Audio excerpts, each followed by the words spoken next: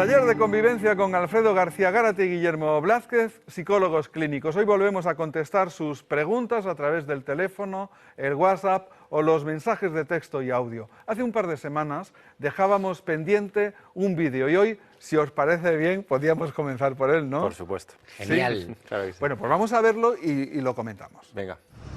Hola, soy Fernando, ingeniero agrónomo. Primero de todo, felicidades por el programa y abordar temas tan interesantes.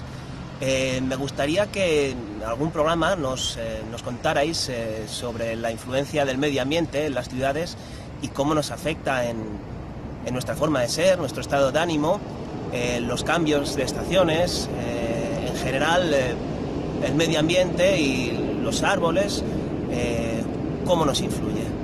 Muchas gracias y seguid así. Muy bien por Fernando, ¿no? Es una Muy pregunta bien. curiosa, ¿no? Sí, Me sí, parece lo es. interesante. Lo es. ¿Yo o tú? ¿Quién empieza? ¿Quién empieza el año? Venga, empieza tú. Yo.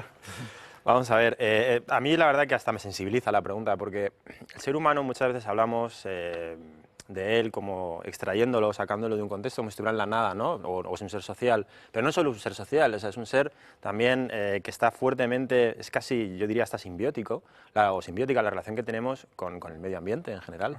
O sea, a todos los niveles, desde, incluso esto lo hablaba hace poco con un arquitecto, voy a coger un poco, me voy a salir un poco, pero para que se vea el ejemplo, de lo importante que es a la hora de diseñar los espacios, porque estás de alguna forma marcando cuál va a ser la dinámica de la sociedad o la organización que va a vivir dentro de ese espacio. Entonces, al fin y al cabo, en las ciudades es lo mismo.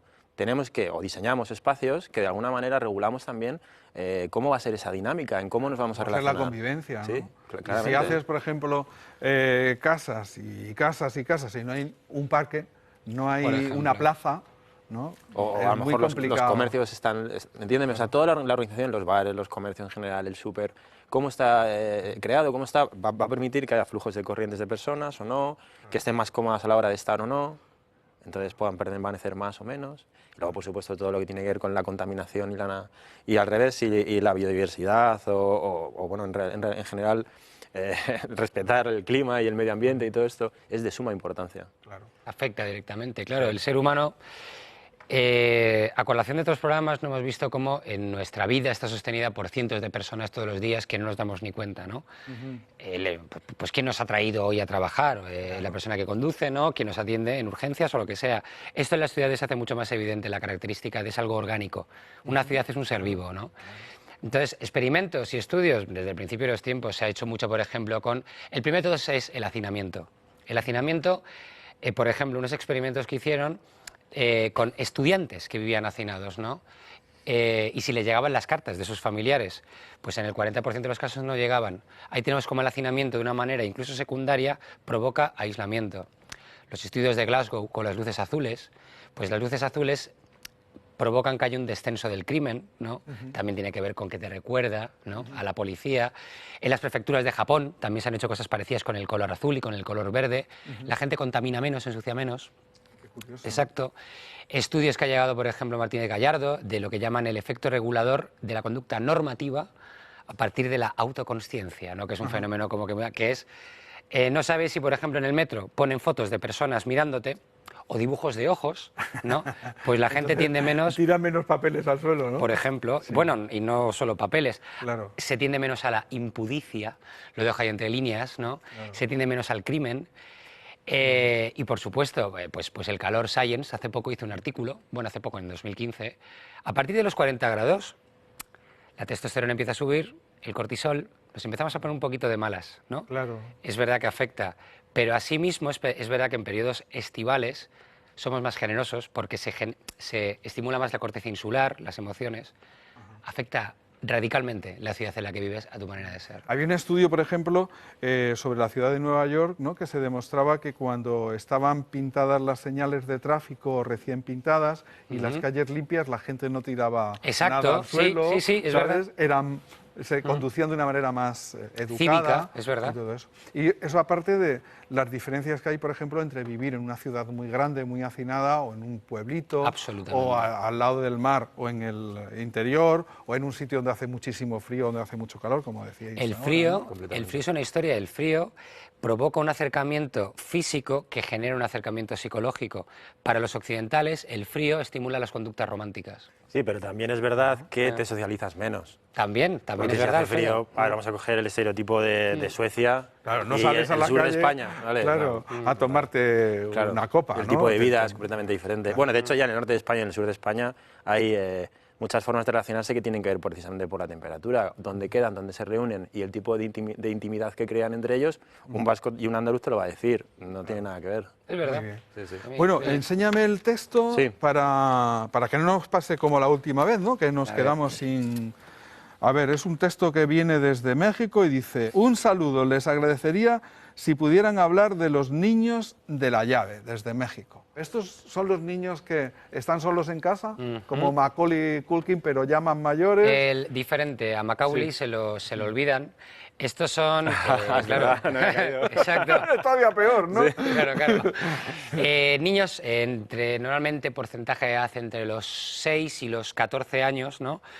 Que sus padres y madres, debido a las condiciones laborales económicas de la actual tierra, están trabajando todo el día y pasan muchísimas horas solos, ¿no? Claro. A grandes rasgos esto es lo que es, ¿no? Recomendamos desde aquí, salió el año pasado, es decir, pues allá por junio, un informe... Hace 6 meses. Exacto, Sí. un informe brillante y espeluznante desde la Fundación Educo acerca de estos niños de la llave, ¿no? En 2009 teníamos aproximadamente más de 350.000 niños en situación de desamparo, ¿no? Porque al fin y al cabo es eso, niños que están completamente solos. Lo que dice este informe, y eso no es solo la situación en la que se encuentran, es la tan cacareada solución y gestión de la crisis que han hecho. A día de hoy hay más niños con este problema. ¿Cuántos, Alfredo, aproximadamente? Pues de 500.000 era ahora mismo en España. Muchísimo, ¿no? Oye, ¿y qué es lo que ocasiona este tipo de quiero decir, de obligación, ¿no? Sí, realmente es una obligación, no es porque los padres quieran, claro. Pues bueno, lo que se suele llamar la conciliación familiar, que en este caso pues es imposible, para decirlo así. ¿Por qué? Pues trabajan los dos padres, pero a lo mejor no llegan a tener el dinero suficiente para poder encontrar recursos, como por ejemplo, sobre todo cuando más duro es esto es en verano, en el periodo estival, cuando no hay colegios, no hay comedores a lo mejor sociales o lo que sea. Entonces, claro, ¿qué remedio? ¿Qué haces? No les puedes llevar si no tienes dinero a un campamento. ¿Y qué es lo que les verano. pasa a estos niños normalmente? ¿Cuáles son los problemas más frecuentes que ocasiona este tipo de situaciones? Yo diría que no se relacionan con sus iguales, esto es súper importante, y luego que no hay barreras ni límites, en principio, están muy expuestos a lo que es Internet, los videojuegos, la propia televisión, porque se pasan tantas horas solos que los padres tampoco le van a decir no hagas esto, no hagas tal, no hagas tal. Los pobres, ¿no? Claro. La frase que suele encontrarse y que se repite en muchos informes es: sí, me vas a decir tú no, que no me lo dice ni mi madre o mi padre, ¿no? Te encuentras niños con un problema de irritabilidad, trastorno de los límites, aceptar el no, problemas también de depresión, que es estos menores, ¿no? Que se cuentan por miles. Primero, te encuentras con que, ¿cómo decir? El problema es muy serio porque, insisto, no es que sean malos padres y malas madres. Se ha demostrado que el bienestar, el tiempo de calidad con tu madre y tu padre, genera un bienestar afectivo y mental, pero lo hemos montado de tal manera que no genera un bienestar económico. Es el problemón. Y, a colación de otros programas, lo que se está priorizando, como siempre, es la economía en detrimento de esto y de esto, y por tanto te encuentras niños que están creciendo, como decíamos, sin esos límites. Niños a los cuales se les exige que gestionen sus emociones, que saquen sus notas, que sean buenos chicos y chicas y que no se metan en cosas de droga, por ejemplo, ¿no? Claro. ¿Cómo puedes exigir todo eso si sencillamente... Cuando tú estás con ellos. Exacto, no estás. Pero parece que, ya sé que tú has dicho que no, pero no estamos culpabilizando al padre. No, para nada. En cierto modo, no queda más remedio. Una falta común de todos, ¿no? De la sociedad en la que vivimos, claro, ¿no? Que no se ha planteado eso. Para nada, demonizar nunca a los padres. Hay una pobreza, digamos, en cuanto a este sentido, que tiene efectos colaterales que que hay que tener en cuenta, porque aunque en principio tú llegues a casa y esté tu hijo ahí bien y sano y salvo, y cada día hagas eso y no pase nada, realmente tiene un efecto muy Claro gordo que sobre lo la tiene. sociedad, no sobre tu hijo en general, sino sobre la sociedad.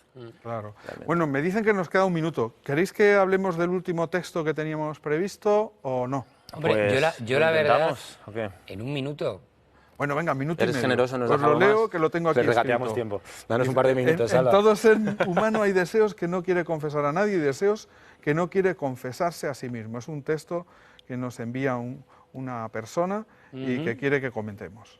Muy bien. Es de Freud, una frase de Freud, si no me equivoco, Sí, ¿verdad? sí. sí, es la idea esa de, bueno, dentro de nosotros, ¿no?